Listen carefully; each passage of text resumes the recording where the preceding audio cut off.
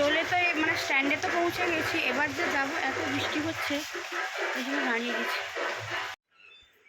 Hello everyone, good morning, welcome back to my channel. বলো তোমরা সবাই কেমন আছো? আশা করি তোমরা সবাই খুব ভালো আছো, সুস্থ আছো, আর আমিও খুব ভালো আছি। তো আজকে সানডে, আর আজকের ব্লগটা আমি সকাল সকাল স্টার্ট করছি। আর সকালবেলা শাড়ি টাড়ি পরে একদমই রেডি হয়ে নিয়েছি। অ্যাকচুয়ালি যাব একজনের বাড়িতে, তো কোথায় যাব না যাব সবটাই তোমাদের সঙ্গে শেয়ার করব। বলেই দিই, অ্যাকচুয়ালি আজকে যাচ্ছি আমার একজন স্কুল কলিগের বাড়িতে। ওদের বাড়ি থেকে আজকে আমার নেমন্তন্ন আছে। আর এখন তো এখানে ওখানে পরপর অনেক নেমন্তন্ন পাচ্ছি, আর আমি প্রতিদিন যাচ্ছি আর খেয়ে দিয়ে চলে আসছি। তো যাই হোক, এখন আমি একা যাব না, সাথে খুশিকেও নিয়েছি। তো তাড়াতাড়ি করে বেরিয়ে যাব, তারপর কোথায় যাচ্ছি, কোথায় বাড়ি, কি ব্যাপার, তো সবটাই তোমাদের সঙ্গে শেয়ার করব। তো চলো ব্লগটা এখন থেকেই স্টার্ট করা যাক। আর এখন যা গরম, মানে সেই গ্রীষ্মের যেমন গরম আর রোদ ছিল, এখনও সেই একই অবস্থা। তো চলো এখন যাওয়া যাক, বেরিয়ে যাওয়া যাক। এবার বলি তোমাদের, এই যে ব্লগটা দেখছো এটা কিন্তু এই রবিবারের না, এটা হচ্ছে 8 তারিখের ব্লগ। কিন্তু আমি তো ব্লগগুলো সব লেটে লেটে দিচ্ছি, কারণ রেগুলার ব্লগ দিতে পারছি না, ওই জন্য কিন্তু অনেক পরে তোমাদের সঙ্গে শেয়ার করছি। আর ওই 8 তারিখে আমি সকাল সকাল স্নান টান করে রেডি হয়ে বেরিয়ে যাচ্ছিলাম, আর খুশিকেও সাথে নিয়ে নিয়েছিলাম। এখন আর একা একা চেষ্টা করি না বেরোনোর। আর আমি যে এখন যাচ্ছি, আমি কিন্তু আমার সেই স্কুলের পথ ধরে যাচ্ছি। কারণ কি, আমার একদম স্কুলের পাশেই বুলুদির বাড়ি। বাড়ি থেকে বেরিয়ে এলাম এত গরম আর এত রোদের মধ্যে দিয়ে, মাঝপথে এসে দেখি এইরকম মেঘ উঠেছে, বৃষ্টি আসবে। আর সত্যি তাই, আমি অটোতে করে যাচ্ছিলাম, এবার বৃষ্টিতে পুরো এক সাইড ভিজে গেছিলাম। তো তারপরে মিষ্টি নিয়ে নিয়েছিলাম, তারপরে স্ট্যান্ডে একটু বুলুদির ছেলের জন্য একটু চকলেট, চিপস এইগুলো একটু নিলাম। তারপরে দেখো স্ট্যান্ডে গণেশ পুজো হচ্ছিল, একদমই আমাদের স্কুলের সামনেই স্ট্যান্ডে। তো ভাবলাম তোমাদের সঙ্গে একটু শেয়ার করে দিই। আর প্যান্ডেলটা এত সুন্দর করেছে, তাই ভাবলাম শেয়ার করি তোমাদের সঙ্গে। আর এটা ছিল গণেশ পুজোর ঠিক পরের দিন, গণেশ পুজো পড়েছিল শনিবার, আর ঠিক রবিবার দিনই আমি গেছিলাম। তো চলো তোমাদেরকে প্যান্ডেলের বাইরেটা দেখালাম কতটা সুন্দর করেছে। চলো এখন ভেতরটাও ঘুরিয়ে দেখাই। আর কি বলতো, বেশ ভালো ভালো ব্লগগুলো তো আসবে, কিন্তু আমি যে এই যে রেগুলার দিতে পারছি না, নেটের প্রবলেম, এই প্রবলেম, কিছু না কিছু লেগেই থাকে, তার উপরে শরীরের এই কন্ডিশন।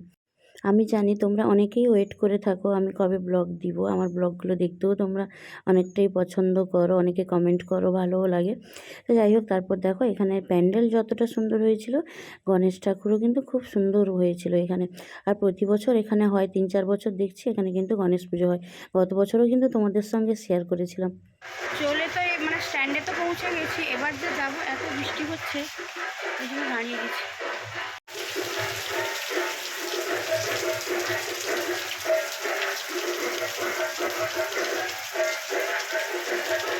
কি পরিমাণ বৃষ্টি দেখলে, তার মধ্যে বৃষ্টিটা একটু কমতে চলে এসেছি বুলুদির বাড়ি।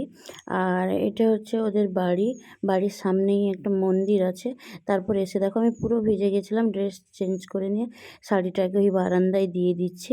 আর কি বলতো, আজকের ব্লগটা মানে সারাদিন ছিলাম, সেই 10:30-11টার দিকে পৌঁছে গেছিলাম। তারপরে তোমার সারাদিন ছিলাম, আবার সেই বিকেলবেলা 4:30-5টার সময় এসছি। কিন্তু ব্লগটা আমি কন্টিনিউ করিনি। তো চলো, যতটুকু করেছি ব্লগটা বানিয়েছি, তো ততটুকুই তোমাদের সঙ্গে শেয়ার করব। তো তারপরে দেখো বৃষ্টিতে তো পুরো মোটামুটি ভিজে গেছিলাম, তাই শাড়িটা এখানে বারান্দায় দিয়ে দিলাম। ওই যে দাঁড়িয়েছিলেন একজন, হচ্ছে বুলুদির মা। তো এসছে মেয়ের বাড়িতে, অনেক দিনই হলো এসছিলেন। তো যাই হোক, দেখা করে বেশ ভালো লাগলো, আমার সঙ্গে ফার্স্ট টাইম দেখা হলো। আর মেঘের অবস্থা দেখো, বৃষ্টি বেশ হয়ে যাওয়ার পরে এখন একটু কমেছে। তারপরে বারান্দায় একটু বসছিলাম, ওইদিকে মানে সবাই মিলে আয়োজন করছে, তো সকালবেলার খাবার দাবার। তো যাই হোক, দেখো সকালে কিন্তু অনেক কিছু খাবার দাবার ছিল।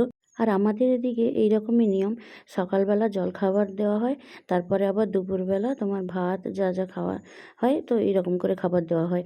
যেহেতু আমার এটা 7 মাস চলছে, তো চেষ্টা করেছে, দেখলাম 7 রকমের করে আইটেম করা। এরকম এদিকে 7 রকমের মিষ্টি, তারপর তোমার লুচি, ছোলার ডাল, 3-4 রকমের পিঠে, তো বেশ পছন্দের পছন্দের খাবার ছিল।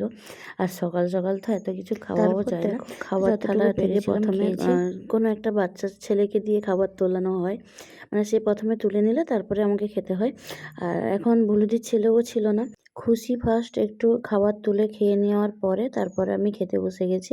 আর অনেক কিছু ছিল। আর এর প্রত্যেকটা রান্না এত ভালো হয়েছিল। বৌদিটা, শাশুড়ি মা সবাই মিলেই বানিয়েছিল। আর এদিকে দেখো সবাই এদিকে লুডো খেলছে। আর আমি না খাওয়া দাওয়ার পরে ঘুমিয়ে পড়েছিলাম। ঘুম থেকে উঠে দুপুরবেলাও এত কিছু খাইয়েছে। ভাত, অনেক রকমের মাছ, অনেক কিছুই ছিল। কিন্তু সেই ভিডিও ক্লিপ আর নেওয়া হয়নি, কারণ আমার ফোনে চার্জ ছিল না।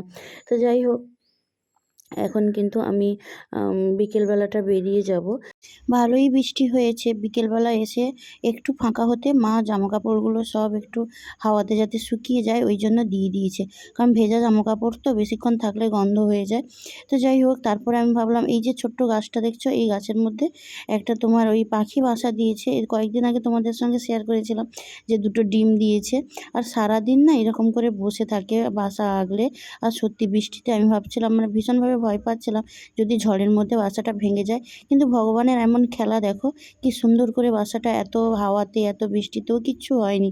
আর সে গুটিসুটি করে কিন্তু এই ডিম দুটোকে আগলে বসে আছে। মাকে তাই বললাম, মা একটু খেতে দিয়ে দাও। আর দেখো কীরকম করে বসে আছে। সত্যি মায়েরা মনে হয় এইভাবেই বাচ্চাকে সামলে রাখে। তো যাই হোক, তারপরে সন্ধ্যাবেলা একটু বৃষ্টির দিন, মাকে বললাম একটু বেগুনি বানাও। তো দেখো গরম গরম বেগুনি ভাজছিল।